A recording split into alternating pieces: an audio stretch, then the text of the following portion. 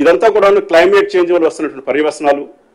గత 5-6 సంవత్సరాలుగా చూస్తే ఉదాహరణకి మనకు ఐ థింక్ ఒక 4 సంవత్సరాల క్రితం విపరీతమైన రెయిన్ఫాల్ వచ్చింది మనకి సిటీలో.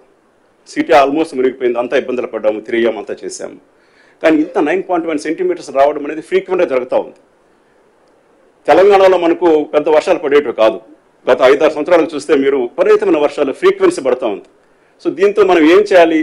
ఈ మూసీ నదిని మనం పెంచుకొని దాని కెపాసిటీస్ పెంచుకొని దాన్ని బాగు చేసుకోకపోతే ఇటువంటి పరిస్థితులు రావచ్చు. సో మూసీ అనేది ఇదేదో ఒక బ్యూటిఫికేషన్ కోసం చేస్తున్నది కాదండి. That's what I want to tell you first. Musi is a bringing life back to the river.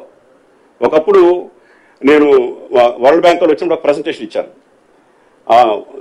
Vice president ఇచ్చారు. ఈ నగరం గురించి టావర్నియర్ అనేటువంటి ఒక ఫ్రెంచ్ ట్రావెలర్ 1650లో రాస్తాడు. మచిలీపట్నం అనే పోర్టు దగ్గర నుంచి ఈ రివర్ మొదలవుతుంది. ఈ రివర్ వెంబడి ఒక ట్రేడ్ రూట్ ఉంది, దాన్ని చార్మినార్ దగ్గర నుంచి వెళ్తుంది. దీంట్లో వెళ్ళినప్పుడు డైమండ్స్ కల్చరల్గా ఉండేటువంటిది ఈ నగరాన్ని, ప్యారిస్ నగరంలో ఉన్నటువంటి ఆ పురాణా పూల్ని పాంట్ నూఫ్ అనేటువంటి ప్యారిస్లోని బ్రిడ్జ్తో పోలిస్తాడు. ఈ రోజు కూడా పాంట్ నూఫ్కి మీరు వెళ్ళారంటే, రిటర్న్లో వెళ్ళొచ్చాను నేను. So beautiful. అక్కడికి వెళ్ళిన వారు ఆ పాంట్ నూఫ్ బ్రిడ్జ్ని చూసి వస్తారనమాట. హోప్ డైమండ్ ఇక్కడ దొరికింది, చాలా ప్రసిద్ధి కలిగినటువంటి రాజధాని.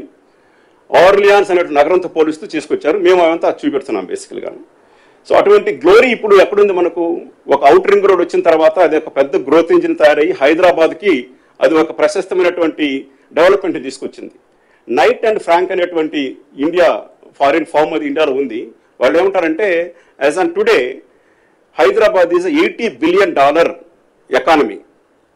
ఇట్ కంట్రిబ్యూట్స్ నియర్లీ 65%, 0.58% ఉన్నటువంటి geographical area, almost 60% GSDP state గ్రోత్కి ఉపయోగపడతా ఉంది. మెట్రోపాలిటన్ డెవలప్మెంట్ ఏరియా తీసుకుంటే, హెచ్ఎండీ తీసుకుంటే ఆల్మోస్ట్ 70% ఆఫ్ ఎకానమీ, ఒక 1% ఆఫ్ జియోగ్రఫికల్ ఏరియా మనం కంట్రిబ్యూట్ చేస్తూ ఉంది.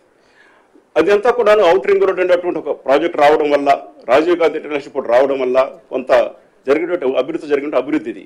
దాదాపు 1 కోటి జనాభా ఉంది నగరం లోపల ఇప్పుడు. మరి వీళ్ళకి ఇంకా ఉపాధి అవకాశాలు తీసుకురావాలి, నగరం లోపల అభివృద్ధి జరగాలి. ఓల్డ్ సిటీలో ఏదైతే జరుగుతుందో ఇప్పుడు అది మురుకు రూపంగా మారిపోయింది మొత్తం మూసి అంతా కూడా. దాన్ని బాగు చేయాలి. దాన్ని బాగు చేయడం ద్వారా ఉద్యోగ అవకాశాలు, అక్కడ ఉన్నటువంటి